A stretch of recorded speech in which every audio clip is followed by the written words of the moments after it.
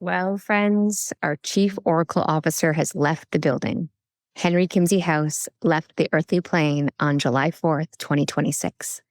It's been a week, and I've found myself in a bit of a liminal space, which feels fitting because from my experience, Henry lived there, between worlds, between certainty and mystery, between who we are and who we might become. And for those of you who aren't familiar with Coactive or CTI, Henry was the co-founder of the Coactive Training Institute and the co-creator of the Coactive model, and one of the great pioneers of the coaching profession. He was also a giant of a human being in heart, in soul, in vision, and in generosity. You're going to hear more about his remarkable bio and the contributions in the episode itself. But I thought we should interrupt our regular programming because it felt important to reshare this conversation.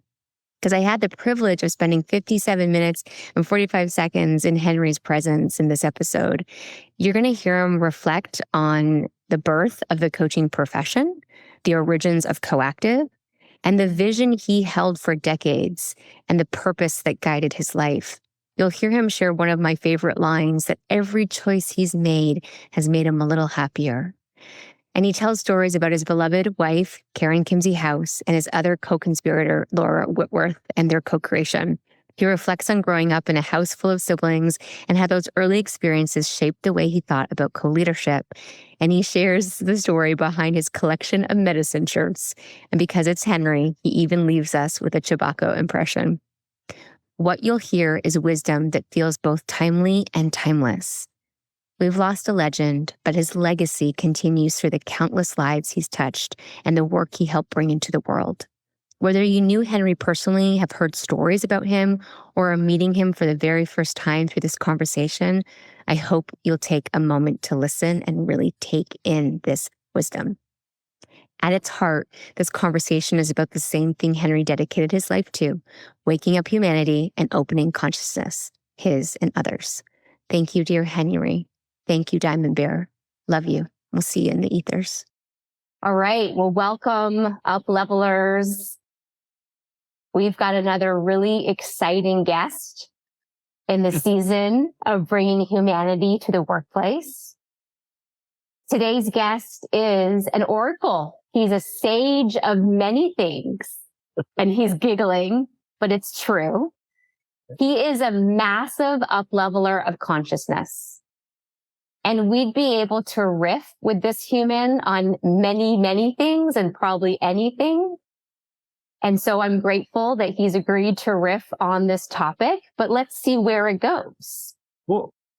So before I have Henry totally come into the space, let me give you his bio for those of you who might be new to this extraordinary human.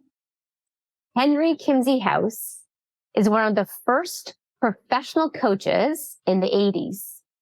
He is the co-founder and lead designer of the thought-provoking experiential learning programs of CTI, the world's oldest and largest in-person coach training school, the Coactive Training Institute. He is the best-selling co-author of Coactive Coaching, considered to be groundbreaking work in the field, and he's the co-author of The Stake, The Making of Leaders, which we want to talk about more about that today, and Coactive Leadership, The 5 Ways to Lead. An actor since age 9, Kimsey-House honed his insights into human emotion and the narrative process through classical theatrical training and years of stage, television, and film experience. With deep conviction that education should be driven by immersive, contextually based learning, Henry is committed to creating richly engaging and transformative environments and conversations, hopefully like the one we're about to have. And Henry lives with his beautiful wife, Karen Kimsey-House, on the northwest coast of the U.S. Welcome, Henry. We're so glad you said yes. Yay! Yay! And for our listeners, if you're new to the podcast, some background at UpLevel, Rachel Baldy, my co-leader, my co-partner, the whole co-thing is something that Henry has really birthed into the world. So we'll talk more about that. we had the great honor of being on faculty of the Coactive Training Institute. And so we have gone through the curriculum, the leadership curriculum, the coaching curriculum that Henry co-created. And really, it has been the visionary download of it. So Henry is one of our beloved elders. And Henry, I know recently when I saw you, we were having a celebration of your transition into elderhood. And what do you want to say about that, about this place where you are on your journey?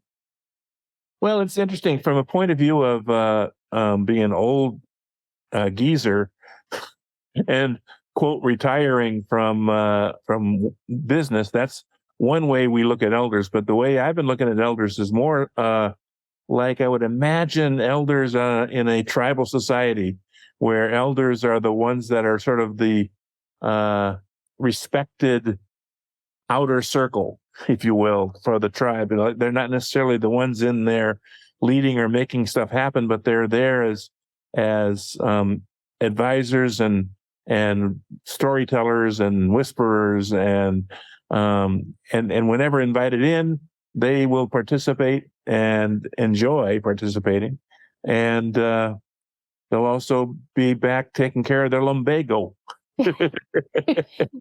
Oh yeah. Yeah, exactly.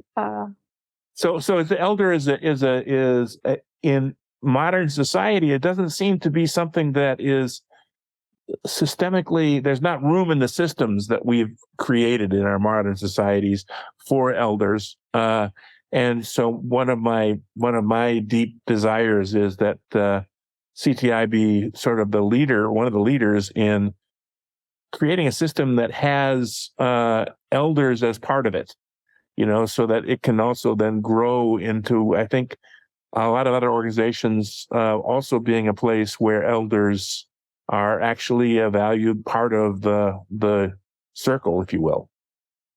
It's needed more so than ever. I think so. There's a experiential historical perspective that elders bring to things that I think is now starting to be valued again. I'm starting to see more news programs bringing historians in and other people in to sort of give a perspective of, this is not necessarily the first time this has happened. It's like, there's things to learn. Let's sit around the fire and hear the stories from the ones who have walked before us. Yeah. Well, and so let's go back. Let's go back in time of Henry's life and to the moment in New York City when you had a sense that what you were doing, which if I can paraphrase it, I won't do it all justice, but you were creating training and delivering training for helping actors to land auditions. Is that a fair synopsis? Well, yeah, it was more actors and other performers. Actually, it was the people in performing arts working at how to have careers. How to have careers, okay. Yeah, and in most of performing arts in New York City at the time, the unemployment rate was around 99%. Unemployment. And so having a career meant having to have a life. Because you weren't working a lot in your chosen profession, and so as a career, I was called a career consultant for these performers and actors and other things, and I was, of course, consulting them on all aspects of their life, and so that's how coaching, in some ways, was born. Yeah. So what was the moment that you had a sense, this is something other than what it's packaged as in this moment? I mean, this thing called coaching. Mm-hmm. Yeah. I think I was in in the last couple of years, I was at this organization I worked at called Actors Information Project in New York City. I was at a workshop that was being led by Thomas Leonard, and I was questioning whether I wanted to stay as an actor or not. And I had sort of decided no. but I had trained my whole life to be an actor or be in the theater. And so I didn't know what else I was qualified to do. And I took this course, and and met Laura Whitworth at this course, and I saw that what I was doing then, career consulting for actors and other performers, was what they were calling in the profession coaching. The nature of what I was doing was what they were calling coaching, or actually they were calling it, at the time, they were calling it life planning, which Thomas Leonard created something called the School for Life Planning. And Laura and I both became students of that school in the mid 80s. And Laura hated the idea of being a life planner. She hated the terminology of it and everything else. So she was the one that started calling herself a coach first. Laura Whitworth, one of my partners, like I co-created all that stuff with. So I met them and I saw, oh, I can do that. And I started, and then I hired Laura as my coach. It turned out I was her second client. And I hired her, and she started coaching me on my decisions to, I wanted to leave New York. I'd been there for 13 years and wanted to leave New York and start something up. And so I started up this business called coaching. So that's... I just love it. I just started up this thing called coaching, which is now an incredible profession with hundreds of thousands of people deploying it, and not just as individual practitioners, but inside organizations. They are now developing cadres of internal coaches, leaders who coach. And you're like, yeah, we just kind of called it coaching. We were doing this. And if you could, like, looking back now, mm-hmm. what would you want to call it? And maybe it's still coaching, but what is its essence? Are we actually doing? And what would you call it? Well, why I like the word coach, eventually I looked up the root of the word coach, and it comes from Hungarian word. It is COQ, and it is a vehicle for moving someone from one place to another in style. And so to me, I felt that's what we did. We were you think about a coach with a coach on a carriage, or a coach with horses and stuff. Yeah. And I think that's what we do, is we help move someone from one place to another in style, so that their life is fully rich and motivated and value and purpose driven. And they're moving from where they were to where they're going to be. And that's our job, And so I love coach. I still call it coaching. Now, in the beginning, coaching always was, most people had it associated with sports. And so they kept thinking that I was teaching people to be some sort of sports coach or something. And in theater, of course, actors and singers all have coaches, which are they're sort of experts in the field in singing or breath work or acting or something like that. They're often called coaches.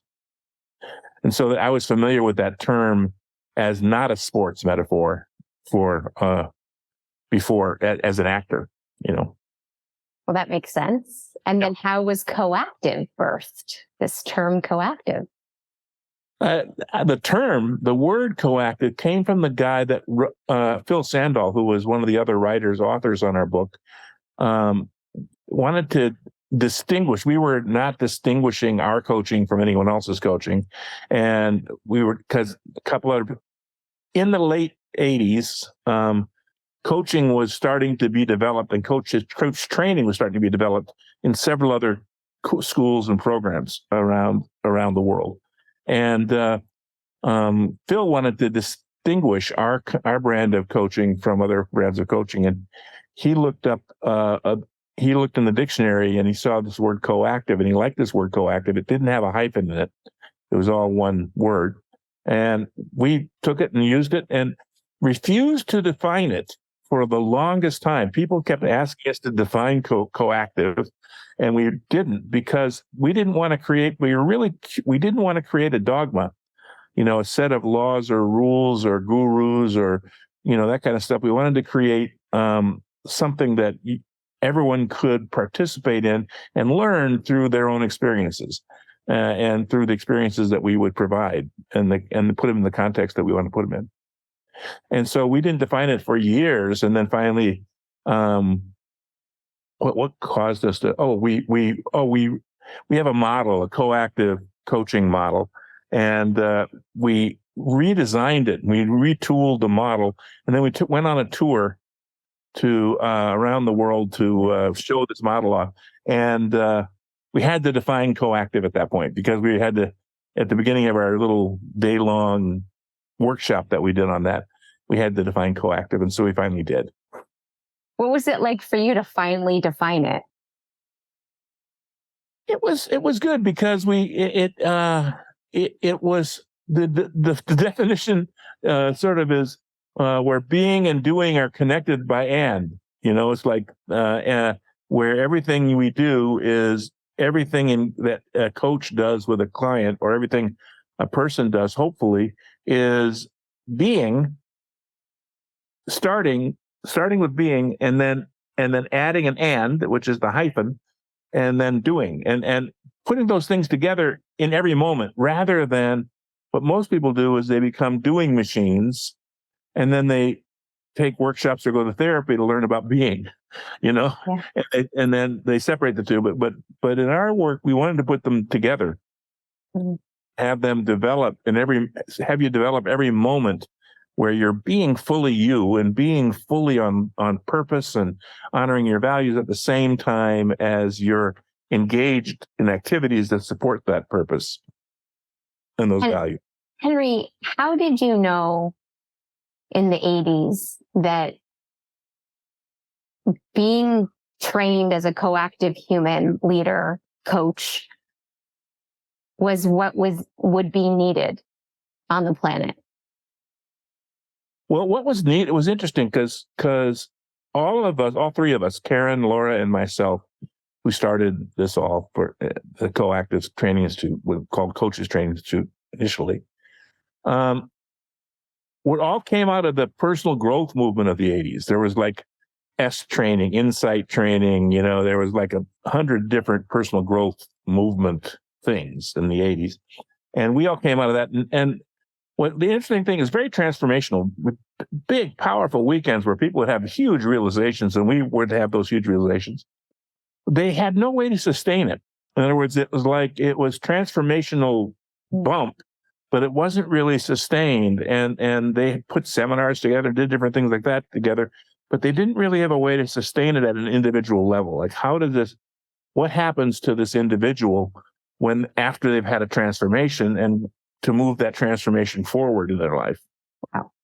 So coaching had a natural niche that it opened up by that.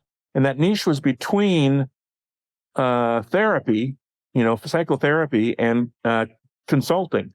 And so that, because consulting was where someone gave you all the answers, and therapy was where you analyzed why you have the problem, and something needed to happen between those two things. The people didn't want someone to give them the answers, and they didn't want to live life like solving a problem. So coaching got developed, and the actual things that a coach does, the listening and the way that a coach relates to a client, is in many ways uses many of the same skills and techniques that great therapists use or great consultants use, but they're used for they have different intention behind the use of the skills, I think. How did this process impact the workplace in your mind, the creation of coaching and these skills and this way of being? It's an interesting question for me about when we talk about workplace, because I've always been an entrepreneur. I've very rarely ever personally worked in a workplace for a check or that kind of stuff. I've always been a creator, a developer of what I did. Even when I did my support work as an actor, the jobs that kept me alive when I was an actor were all sort of self-driven, like driving a taxi cab or having my own moving business. So those kind of things were all things I did as, to support my acting habit. So I never really understood. I never really knew workplace. Karen and Laura were both big workplace people, and so in my relationship with them, I went and did work in workplaces. I went and did coaching work and that kind of stuff. And what I noticed when I would go into these different workplaces was they were all overwhelmed already. And often they had done other classes and courses and skill training, and they already had these really overwhelming to-do lists that they were adding more stuff into, and it just got to be too much, and so they would come to our workshops burnt out and not wanting to learn anything else, any more skills or any other training. And what's so interesting about the way we work and how we do it, we work so much on the being and on the skills that are involved with being that don't involve adding anything to your list. They more involve who you're being and how you're being, So when you think about the core skills of coaching, listening, context of listening, curiosity, holding the client's agenda, being aware of what the other person is up to, curiosity, asking powerful questions and that kind of thing. Those all come from a place of understanding and being a human being in relationship with another human being. And that is humanity. And so often what work becomes about doing, and the being gets forgotten. And so people get totally burned out and fried and overwhelmed, and they don't want to play anymore. They don't want to do their job anymore, that kind of stuff. And hopefully what coaching brings into the workplace is that sense of being, and the importance of being, both for the person learning to be a coach and for the people that they're touching in their work.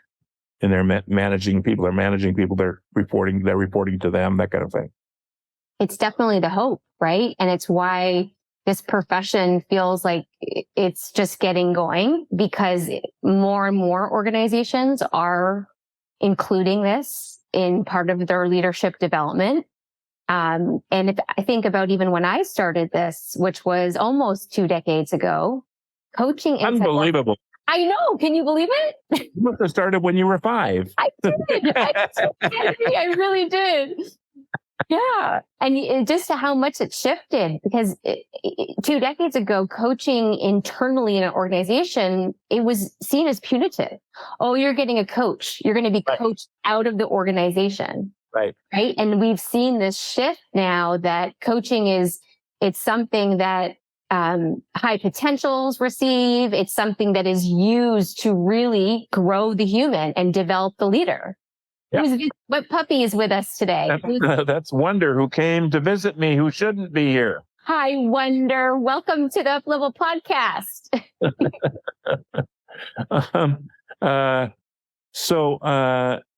Yes, I think that what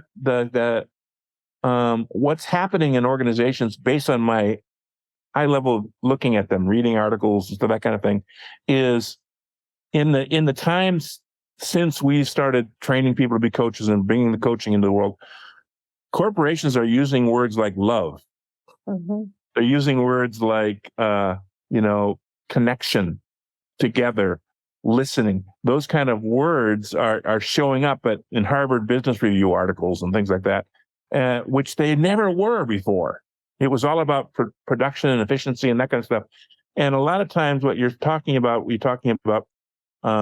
how coaching was received in the early days in corporate organizations was there was always programs called EAP, Employees Assistant Program, and run by HR departments. And they were pretty much therapeutic programs that were to help troubled employees, and usually would help them out of a job. And so it became something you didn't want to go to, right? Yeah. And now more and more coaching is being used, and has been used in my tenure, has become something that's been used for people who already are high potential, high powered individuals who want to actually discover more about themselves and get more balance in their lives, that kind of stuff. What's that like for you as one of the original visionaries of this, to see that transformation? It's been gratifying. It's been actually a pretty good, it's sort of like watching the ripples hit the shore, the ripples of what you're creating. It's not necessarily something that that you had a direct impact on, yet you did, because you had direct impact on these people who had direct impact on these people who had direct. So it's like it ripples out, like what you're doing. It's like it's a ripple, out of whatever got created. So it's all good, and it's really great to be able to see the impact of that ripple, going out from me and from the work that I've done, to see it land in those kind of ways that we're talking about. I mean, when we talk about eldership, right? It's important for me, and I know many of us in the coactive community, for you to know all of what came from those original circles of those performers and actors that you were creating this modality, this technology for. And thank you for holding the vision for so long. And I know that it hasn't always been easy, because how could it be? I mean, you literally went through so many transformations. Yeah. And when you think about your own journey as a leader, what's something, when you think about this context of bringing humanity into the workplace, what's something about your own journey you would say? Well, my own journey has been a constantly, and this is something that I think is important, constantly committed to growing myself and learning, and I call it opening up my consciousness. In other words, I think it's sort of important for all of us human beings to keep becoming more and more aware, opening up our consciousness more and more to our world, our systems, this is amazing, this recent work in diversity, equity, inclusion, that kind of stuff. How what I thought I was open to and aware of is just nothing compared to what I'm open to and aware of now around that stuff. It's like, and watching how that's grown and developed over not just that issue, but all things becoming conscious of. And it makes it hard to see, the stuff that's happening in the world that is sort of anti-conscious. It's like there seems to be a dichotomy between this growing consciousness movement, this growing consciousness work and world, and this going back to something where somebody else is in charge, it's like, and I just do my job or something, and that's called freedom. I don't know if it gets all weird and complicated once I start looking at that dichotomy between those, because it's so important to keep being more aware of my being and what's included in what I'm aware of than it is to close it down.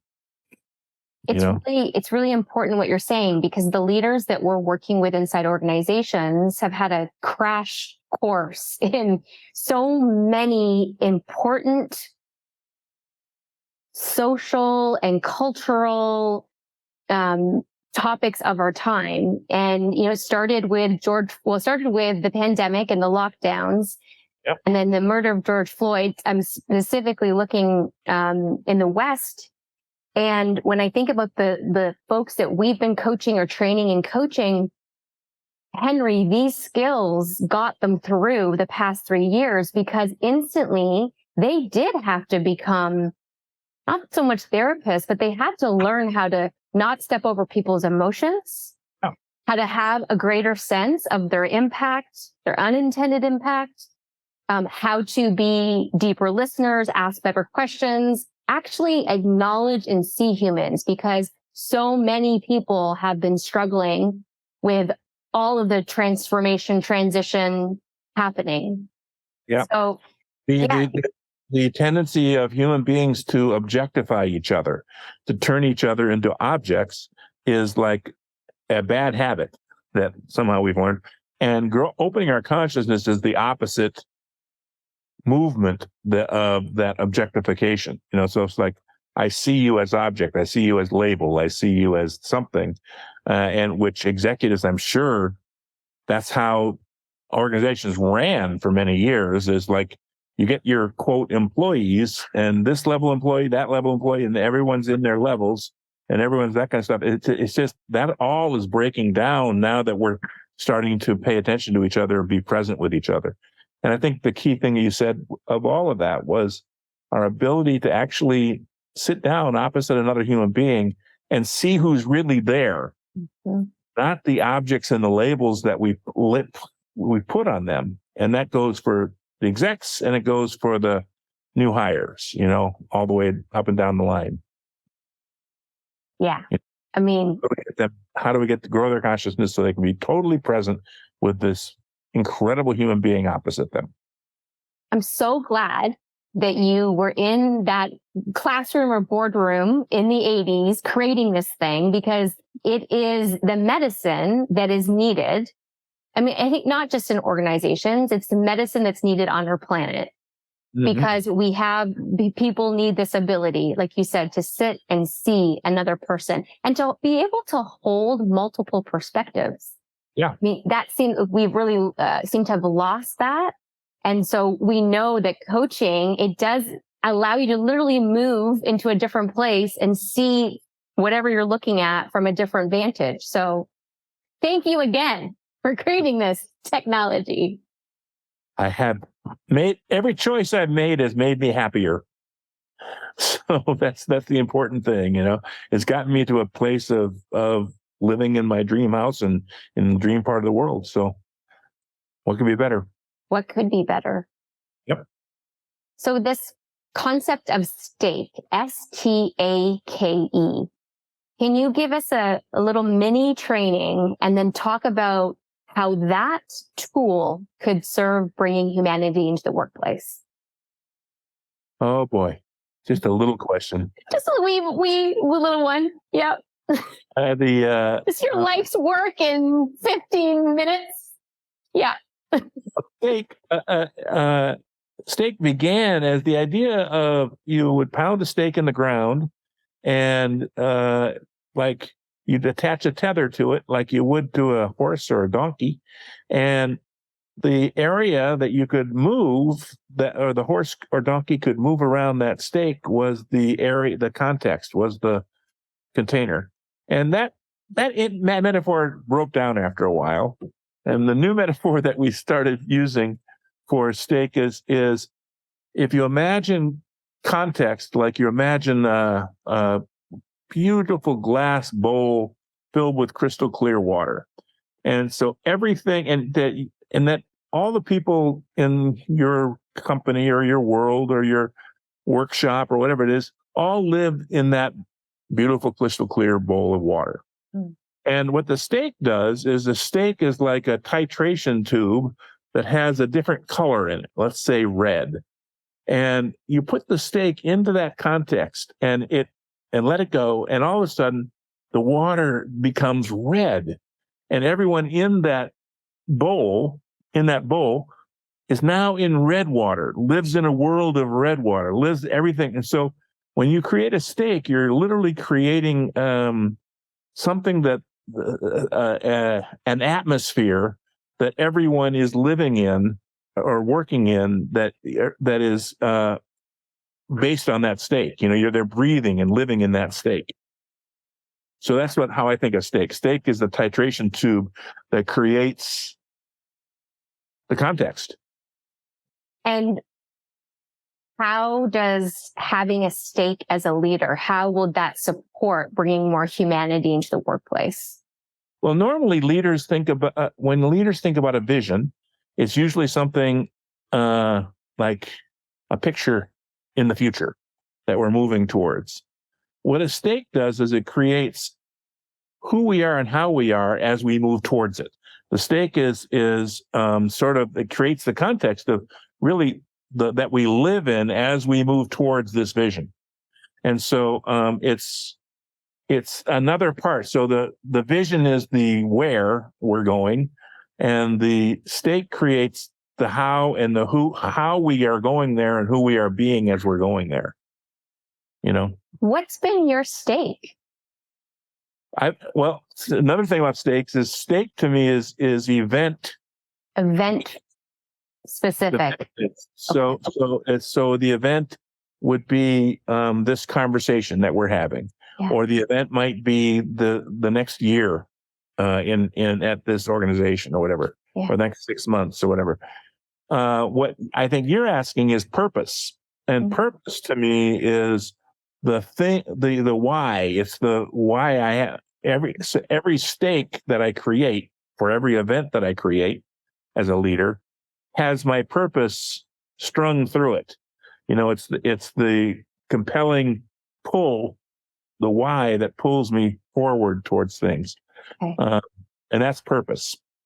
And that has been a consistent one thing in my life. And as I've excavated and I've dug it out and opened it up, that has become the sort of, I call it, I've developed the poetry of it. I've developed the sort of the language that sings to me in my soul, as to what compels me forward, Will you share your purpose with us? Sure. My purpose started out with, I wake people up to their aliveness and creativity. You will find that purpose still lives in longer version of myself. Now, purposes sound very sort of, the uninitiated, they can often sound sort of egotistical, like because they're bigger than, it's not about your ego, it's about your soul. And they're bigger than you are in any given moment in your life, because they're pulling you forward. So my purpose statement is, I am spirit awakened. I fill the universe with limitless light, wondrous love, and enthusiastic life. I am the way of peace and the cosmic belly laugh of joy and creation. I wake humanity up to its aliveness and creativity. I point and protect human consciousness. Henry. Wow. So that's the poetry of my purpose now. It's so poetic, and I can hear all of the years that went into creating the textures and the layers, and it reaches into the earth, into the sky, into all the elements. I can hear your teachers and your ancestors in it. Yeah. It's super inspiring. And when I think about bringing humanity into the workplace, this has got to be a place where we focus, helping organizations be in an ongoing conversation about their purpose, because we know it's iterating and it's shifting just like yours has. And leaders, what is their purpose? Like this is a really important part of bringing humanity into the workplace. Yeah, and it's interesting because there's a lot of people that have taken life purpose and turned it into something like spiritual or something else. And to me, it's just the compelling why of my life. Mm-hmm. Yeah. Why am I alive here at this time in history? So I'm here to do that, or to be that, or you make it so. That's what I'm here. And so it can fill every moment of my life. It doesn't have to just be something that's at the end. Yes to that. Right. Who are some of the leaders, coaches, elders, teachers that have supported you as you've been on your journey? Well, Dick Weber was my high school drama teacher. Oh, shout out to Dick Weber. He's alive anymore.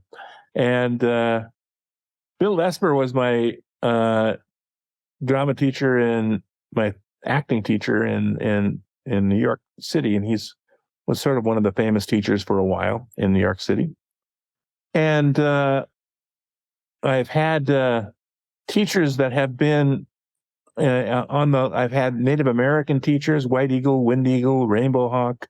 I've had sort of mentors and teachers that are in science. I love Brian Swim and know him, and he's a great cosmologist, and he's been a teacher and a person who's opened up my mind. So people that have been spiritual teachers. I studied Taoism, so Lao Tzu and those folks have been there's some of them. And then there's sort of all the whacked out 70s and 80s personal growth teachers and leaders that I studied under. So there's a bunch of them for sure. Yeah. The interesting thing about what I think about when I think about teachers is I don't think of them as the source of my work. I think of them as inspirational, or I think of them as coaches, who open doors for me. But the source of my work is my purpose, is my soul and my spirit that have been moving through this world, picking up stuff from all these wonderful people and incorporating it into whatever wants to be coming out of me.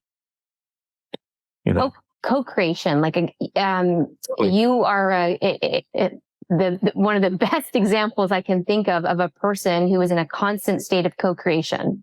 Yes, hopefully. And so for people that maybe that's a new concept, how would you explain it to them? I think that, and this might be from my theater background, as opposed to, I wasn't a painter, for instance. A painter might look at not understand co-creation as well as an actor or a theater person would, for instance, or a ballet dancer or a symphony player or something, because none of the art that we ever did was you could claim credit for yourself. It's like it always involved many people working together, co-creating whatever got created. And so that fed into the way I worked with my co-leaders and partners here and CTI and my co-developers of the work that I did and stuff. So I always sort of approached it from the perspective of being in theater and co-creating art, co-creating a script, co-creating a workshop, that kind of thing. And what I learned with my co-conspirators, Laura and Karen, is that we each brought a special quality or gift to the creation of something, and we valued each other's gifts and honored them. And at the same time, when we fought and had arguments and stuff like that, but it was all sort of friction that helped the creation. It wasn't personal. Like so often conflict or fighting these days is taken personally, and it felt personal at the time, but man, it was so important. The conflict was as important as the aha moments, was all the friction on the way to the aha. That's part of the co-creation that I find is true. And the more honest and truthful we are that with each other in bringing our gifts, the more that friction turns into something that would have been impossible for any one of us to create on our own. That's the other thing about co-creation. Co-creation ends up with something that's synergistic. It's something that comes into the world in a way that just can't be done by myself at a drawing board. And was this part of how co-leadership was birthed? And for those listening, in the coactive curriculum, there's always two leaders or two facilitators at the front taking the participants through a course. Yeah. So can you say a little bit about how co-leadership was birthed, and how do you see that helping humanity in its current dire state? How could co-leadership help us? Well, I think what co-leadership brings to the world that's different. My dog is not. Never mind. I'll let my dog. Wonder is in the background. Wonder is doing her thing all over the place. We love Wonder. We can't hear her, just so you know, and all furry beings and non-furry beings, everyone's invited. So she's more distracting me than distracting you at this point. Yes. So co-leadership is, what I noticed about co-leadership is, it goes back to when I was a kid in a family. I had some brothers and sisters and stuff like that. But I noticed that whenever I was in trouble, it was much better if I brought one of my siblings along with me to face the music. Yes. I didn't collapse, and I didn't know, and there wasn't blame that went one way or the other, but it made me stronger. It made me stand up and actually gave me more courage to tell the truth about what happened or what was going on. And then after, the other thing that it does is it creates that sense of I dare you. Co-leadership, I can take more risks because I know someone's got my rope. Someone won't let me, it won't go off track, or it won't go in the wrong direction. So there's actually more accountability in a good co-leadership model than there is in any other model, because we're both heading for the same place, and I have full permission to risk going in any direction because I know my co-leader is with me and knows where we're going.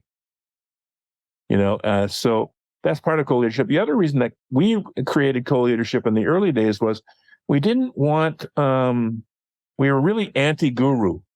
We're really we didn't want any one way of doing something to be modeled. And so I have to do it like that person, So we always tried to have two people in the room, often different sexes, often different, personalities. So we could show people that what we were doing as coaches was a human thing. It wasn't a, Joe thing or a Mary thing, Yeah. So that's another reason we had co-leadership, is we wanted to not model guru-ness. We didn't want to have people think there was one way to do it. And that was the teacher's way, That's been one of the things I know I've shared with you many times, the fact that there wasn't a dogma created around coactive, and the fact that we were encouraged through the training to find our individual purpose, our individual, our values, what's most important to us as a leader, to be on type. Like, how do we create the impact where it's going to be most enrolling so people will follow the vision and get on the ship. Right. So how can this part, co-leadership, support bringing more humanity into the workplace? How do you see it transforming workplaces? Well, I think one of the things that solo leadership does is it puts all the responsibility on one person. And so they usually pull themselves back. They usually end up limiting themselves so that they don't offend. Yes. Or they don't, there's things that they have a hard time doing. And what co-leadership offers is full authenticity. It offers the opportunity for us each to actually explore our full range of expression, because, and I don't have to play it as safe. I don't have to hold my cards as close to my chest, because if I mess up, my co-leader's there, right? And so it'll, in terms of bringing humanity, it brings the full human. One problem with work is we often only let a certain part of our human show, the human that we are, show. And I'm a full believer in allowing the full range of who you are as a human to always be able to be used by you, but also to be seen by everyone. What's the value of that? You don't get cancer because you're repressing all these parts of yourself and turning it into something that turns ugly. And when you repress it, it's like, I don't know, that's my quick answer, but it's like, it allows you to be the full human you are being. And I think that, why else are we here? Mm-hmm. Why should we keep so much of ourselves hidden at workplace and that kind of stuff rather than present. It's why we do this work, is because like our stake is full permission to be our full selves at work or die. Yeah. Or die.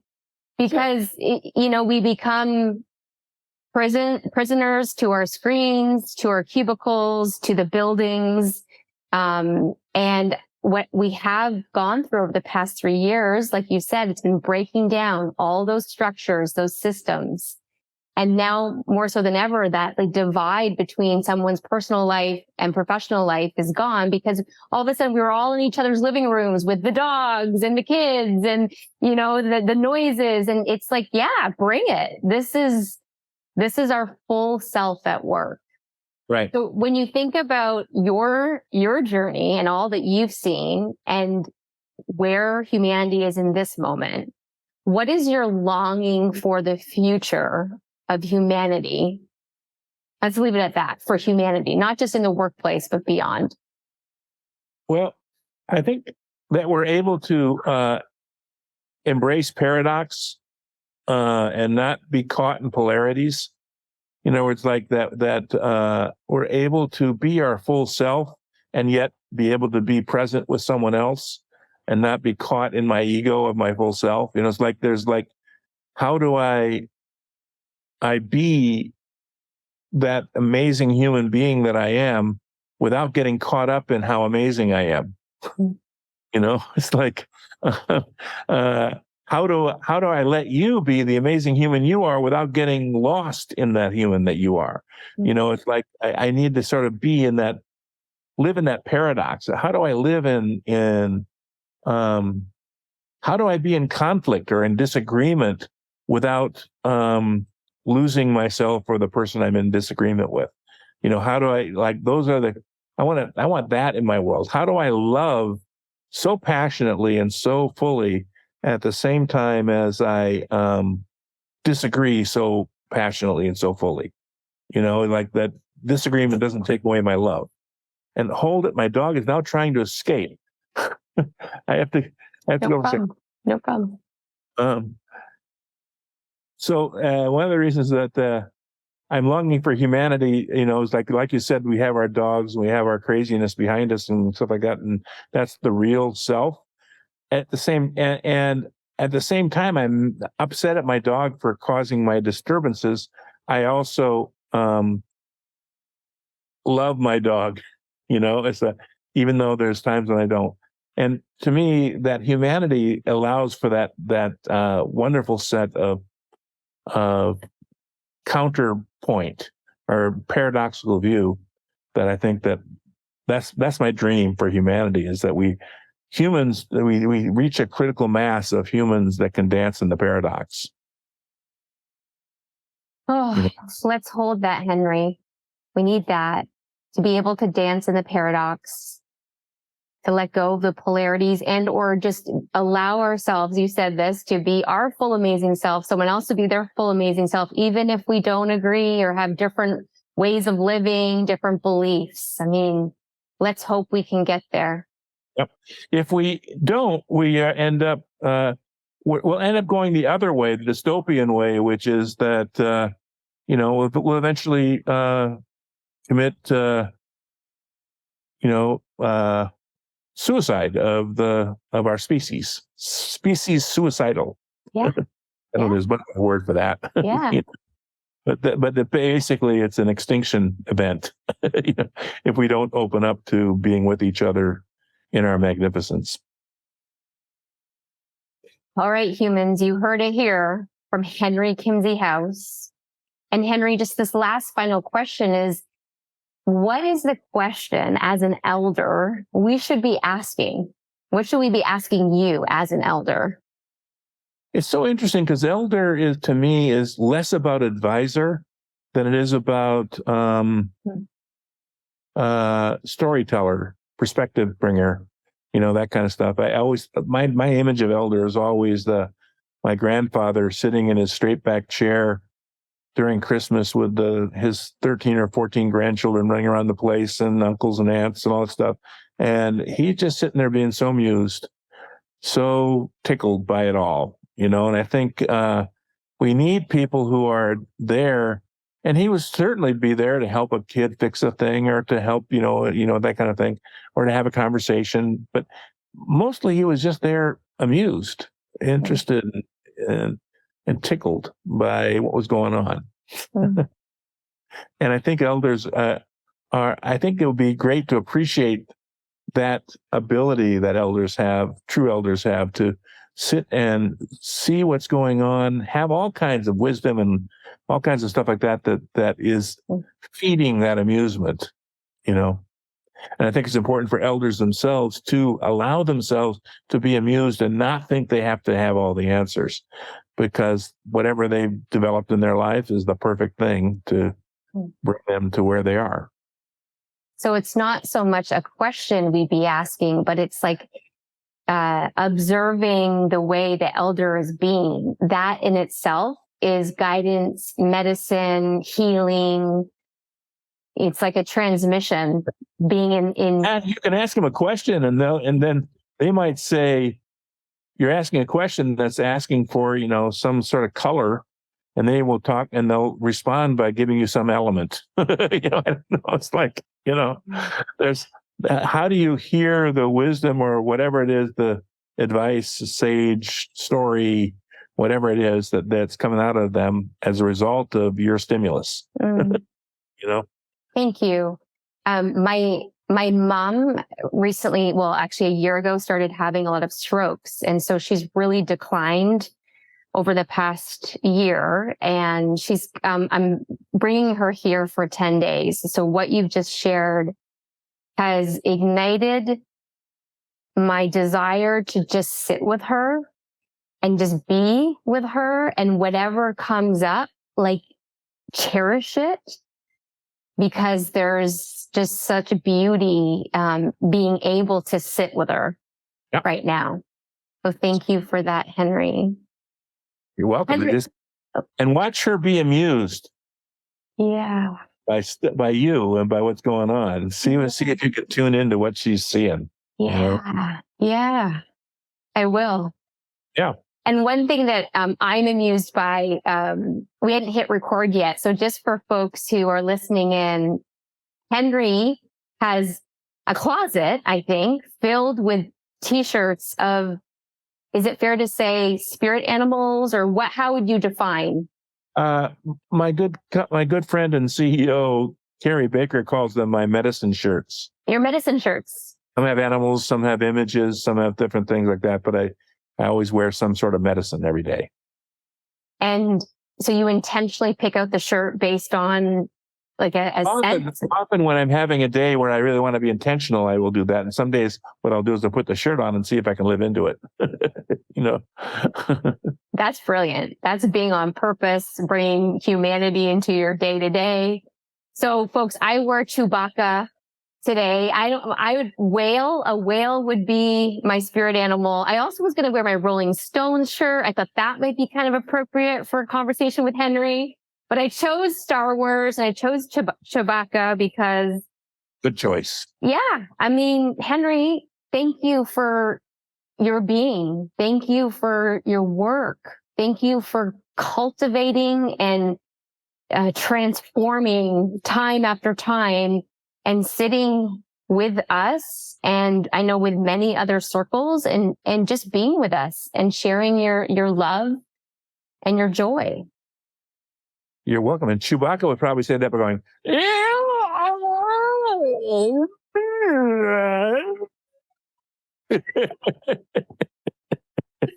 so whatever that was, more back at you. More back at you. Up level on, my friends. Up level on.